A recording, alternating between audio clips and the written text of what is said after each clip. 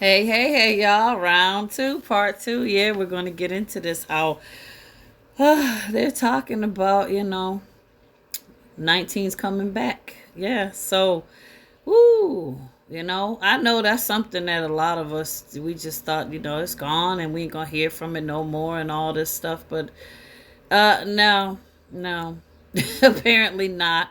But, because we're chosen ones and we're operating in higher consciousness now, you must be in the process of or have been in the process of, and it's a constant thing where we continually shift because you have to continuously keep getting that clutter out, which means you need to also remove the predominant worst of the clutter is fear. When you live and operate with the fear in your life, that keeps you in the lowest of the lows of your seven chakras. And seven chakras, like I already mentioned to y'all, is all about your emotions.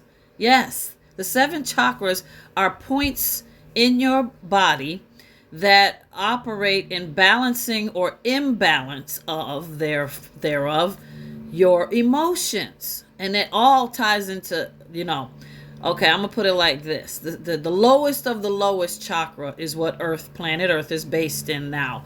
And you must say, well, why is that? Why is low Earth in the root chakra, which is red, like devil red? Because for every heaven there is a hell, and there's said to be 10 heavens, okay? But there are seven main heavens that we are going to be aspiring to be into. Above them are three other ones, which the Most High operates in. That's why he's seated in the Most High. Now, I can't tell you how that fully operates. There's a lot of literature on all of that. But for every seven chakra of seven heavens, there are also seven hells. You've heard of them. There's Hades. There's the Abyss. There's the Lake of Fire. They got all these different names, right? Different rooms. Like Yahushua HaMashiach said, my Father's house has several mansions. If it would not have been so, I would have told you. So for every place you hear of them chained up down here and all them, those are different parts of different hells. And those places, you can get there. You can most certainly get there because you create everything in your own reality up here. And it's all based on your thinking, whether it be positive thinking or stinking thinking. Battlefield of the Mind. I used to be all into that book by Joyce Myers, but I don't follow none of them no more. I don't follow nobody but the Most High.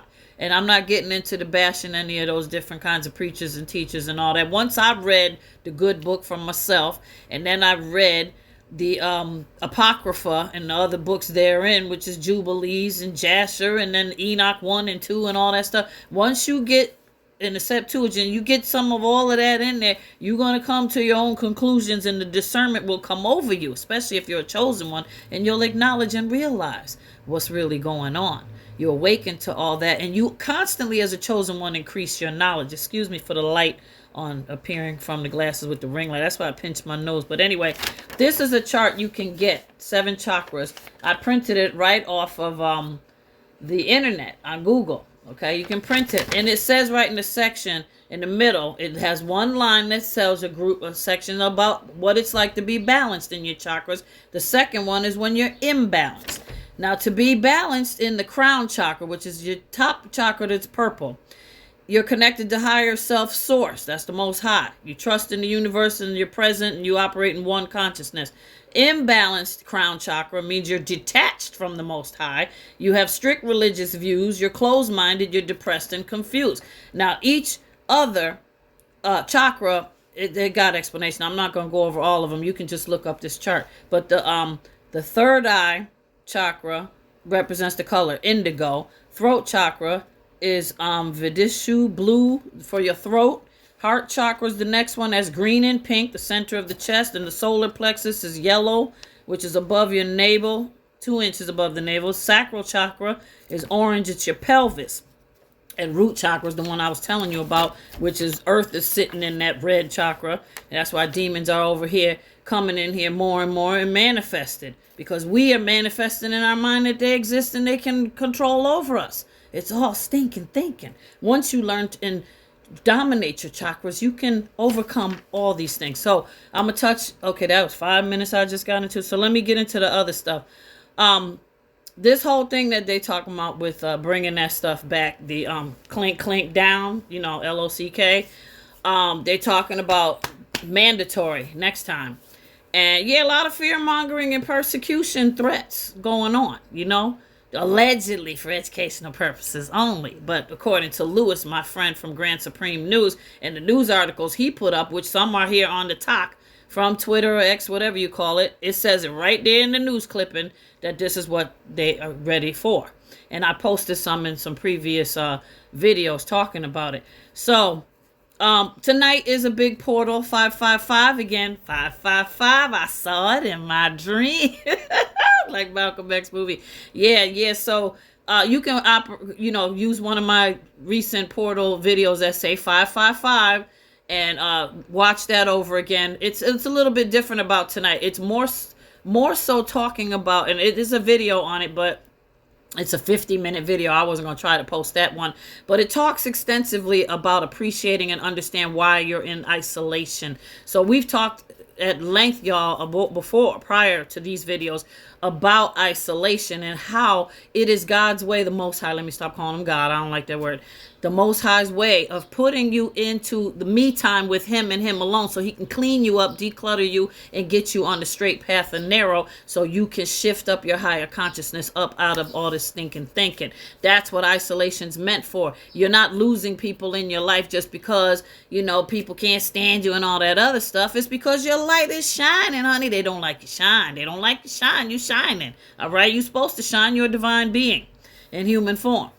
Okay, so then I said I was going to go on in this part 2 about the cell phones being the 666, and it's being used in your right hand, like scripture says in Revelation. It will be a mark in your right hand and in your up here, because this emits some kind of EMR, which is radiation. That is affecting this. All of it's affecting it, and we all getting addicted to this. We can't be without it. Now, many of us are using this technology to serve the purposes of being chosen, and we're risking a lot doing that, but we know how important it is. And so, therefore, we belong to the Most High. We'll cover ourselves in the divine hedge of protection in Psalm 91, Psalm 23, Psalm 121. And therefore, no weapon formed against us will ever prosper. So you pray over your food, your refrigerator, your entrances and exits of your home, every article you ever bring in your house or you leave home without it. You cover yourself in that divine hedge of protection and affirm it. I am protected by the Most High, and none of this stuff is going to harm me, because I use it for the good of mankind. I use it for my purposes in serving the Most High. Okay, so that's that. Now, the info, on social media? I'm looking at my notes. It's not like who you think. Oh, yeah, that one. Now, y'all know, we over here on T-Talk and all that, and all of us are so worried about it getting shut down, and they threatening, something went up about, it came up on my TV, when I put it on the T-Talk on the TV, that they're going to close it down for the 19th, something about the tariffs in China, they're going to block it or whatever. I don't know if it's going to happen or not. I do know this. If y'all think seriously that all of this access we're having and sharing information is not being observed, you are tripping. They watching everything you do. And I'm going to tell you like this. They want to see who exactly is woken up, arisen in consciousness. They watching the chosen, okay? And it's just like that ancestry thing, swab you do and send off the kit and all that. You think they giving you all this information. Turns out them kits ain't telling you what you really want to hear. They just telling you what you want to hear, but they're not giving you everything that you need to know. Because what they're really doing is looking for something else. And that would be you, chosen ones. They looking to see who. But the true thing they really looking for, many people all have the same thing. They have the bloodline. They have the DNA traits. So they know who's who and what's what. But many of you that have all these attributes still ain't risen up. You have not awakened. So they watching all this stuff we doing right here, right now, and on Tubi and other sites to see how awakened you are, how risen up in consciousness you are. That's what's going down. So it's not going to be such a bad thing if they do away with it. That's what I have to say about that. Now, there's a lot more. I didn't know it would go into a part 3, but evidently it is, because I got to tell you more about the portal tonight. I got to tell you a little bit about the 3D imprints and Bedazzled movie, a little bit on Sinners movie. So come on back for part 3. Let's get into it.